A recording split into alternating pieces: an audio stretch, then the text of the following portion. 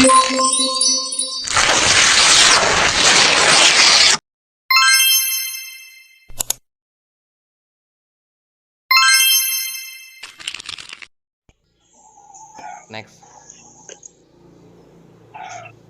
Bismillahirrahmanirrahim. Assalamualaikum warahmatullahi wabarakatuh.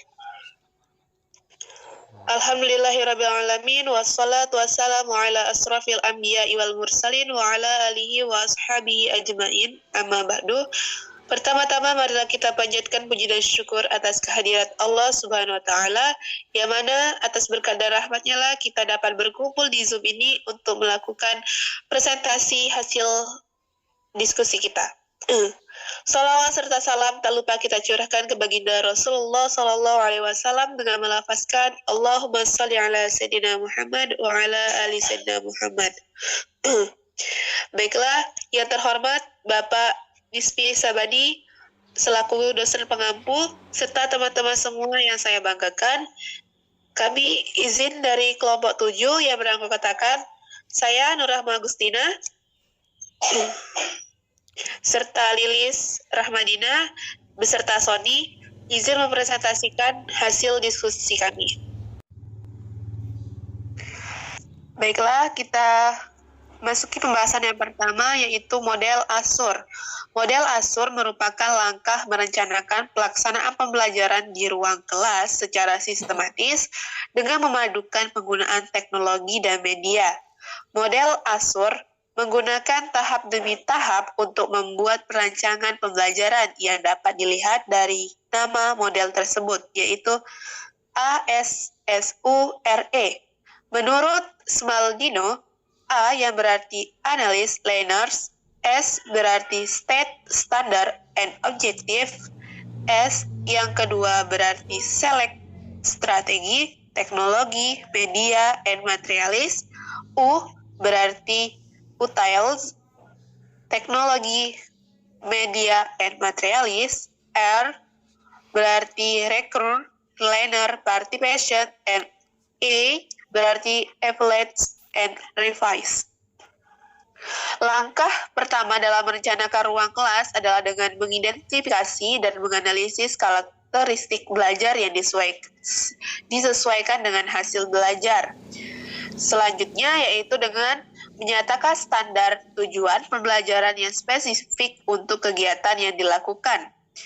Langkah ketiga yaitu menganalisis dan menyatakan standar tujuan pembelajaran, maka tugas selanjutnya adalah membangun jembatan di antara kedua titik tersebut dengan memilih strategi pengajaran teknologi dan media yang disesuaikan, serta memutuskan materi yang akan diberikan. Langkah selanjutnya yaitu dengan melibatkan peran pembelajar untuk menggunakan teknologi, strategi, dan materi untuk membantu belajar mencapai tujuan belajar, dan dalam melibatkan peran guru sebagai fasilitator. Langkah terakhir yaitu mengevaluasi dan merevisi serta melaksanakan pembelajaran di ruang kelas dalam mengevaluasi kegiatan pembelajaran. Baiklah, pembahasan selanjutnya akan dilanjutkan oleh teman saya Lilis Rahmadina.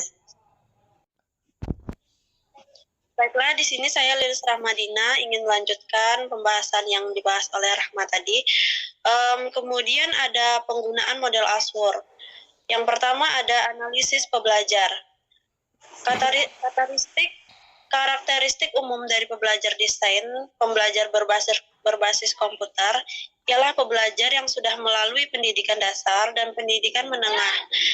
Diasumsikan dapat membaca, memahami, dan menganalisis. Bahkan dapat berkreativitas mengeluarkan ide-ide untuk menunjukkan eksistensi dari diri sendiri. Ini bisa menggunakan dan berkomunikasi dengan bahasa Indonesia dan memiliki keberagaman suku, namun semuanya berkewarganegaraan Indonesia. Dengan kemajuan teknologi informasi dan komunikasi, semua pembelajar diasumsikan dapat berinteraksi dengan internet. Secara umum, pembelajar memperlihatkan kurang tertarik dan apati terhadap kegiatan pembelajaran ketika aktivitas berorientasi pada buku teks. Sedangkan karakteristik dasar yang spesifik yang dimiliki pembelajaran untuk mata kuliah desain pembelajaran berbasis komputer ialah bahwa mereka sudah memiliki stomata tentang pembelajaran berbasis komputer sejak awal bergabung dengan program studi teknologi pendidikan. Selain itu, gaya belajar yang dimiliki pembelajar adalah beragam, baik itu kecerdasan majemuk, kekuatan konseptual, kebiasaan memproses informasi, motivasi, dan faktor fisiologis. Kemudian yang kedua ada menentukan standar dan tujuan. Berdasarkan tujuan pendidikan nasional, tujuan pendidikan untuk perguruan tinggi atau goals, maka standar atau sebagai objektif yang harus dipenuhi pembelajar pada mata kuliah desain pembelajaran berbasis komputer adalah memahami model-model pengembangan pelajaran berbasis komputer. Sedangkan tujuan akhir yang harus dicapai pembelajar ialah bahwa pembelajar dapat merancang dan menghasilkan sebuah perancangan untuk kegiatan pembelajaran berbasis komputer di kelas dasar atau menengah. Kemudian ada yang ketiga, memilih strategi, teknologi, media, dan materi. Yang pertama, memilih strategi.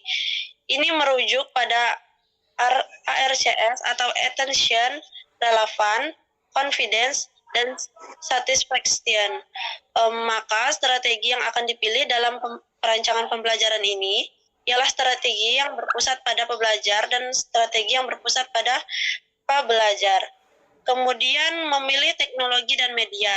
Ini merujuk pada kriteria media dan teknologi yang disebut Smaldino pada 2007-97. Maka teknologi dan media yang dipilih dalam perencanaan pembelajaran ini menggunakan teknologi berbasis komputer.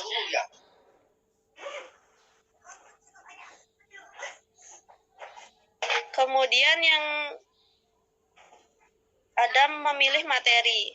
Sebelum memilih materi, terlebih dahulu akan dilakukan observasi awal dengan melakukan pengumpulan materi yang siap dipakai, meminta keterlibatan spesialis materi dan memintai pendapat dari pembelajar lain.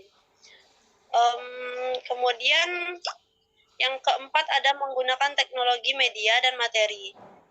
Menggunakan teknologi, media, dan materi digunakan proses 5P, yaitu preview, prepare, atau teknologi, media, dan materi, prepare lingkungan, prepare pembelajar, dan profit.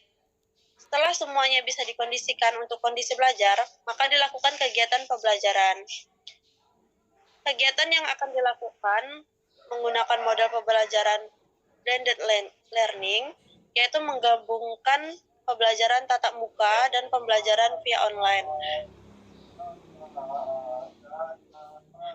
Web pembelajaran yang telah disediakan pembelajar digunakan sebagai media di dalam ruang kelas dan sebagai sumber belajar di luar ruang kelas.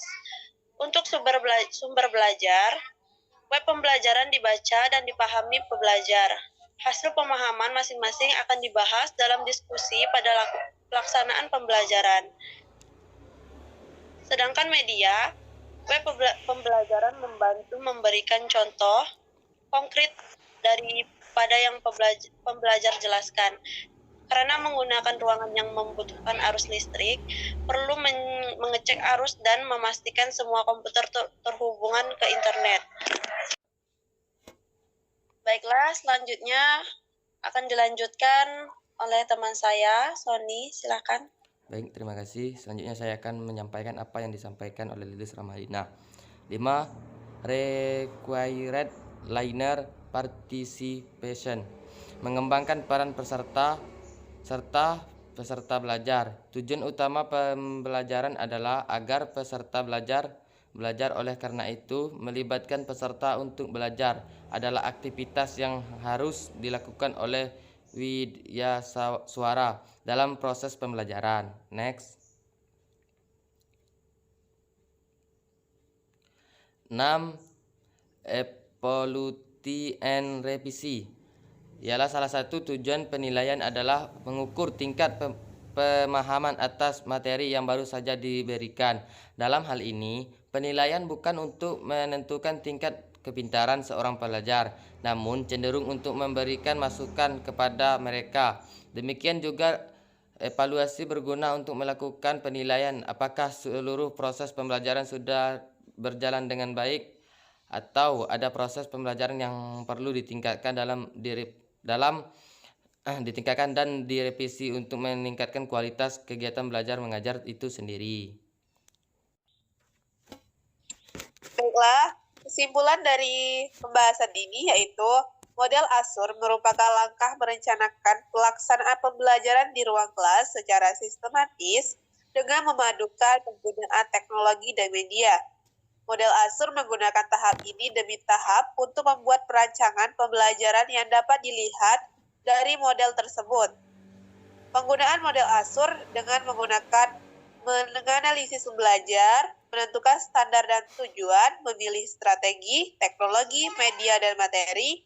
Dan yang keempat, menggunakan teknologi media tersebut. Dan yang terakhir, mengharuskan partisipasi pembelajar. Dan yang paling penting, yaitu mengevaluasi pembelajaran tersebut.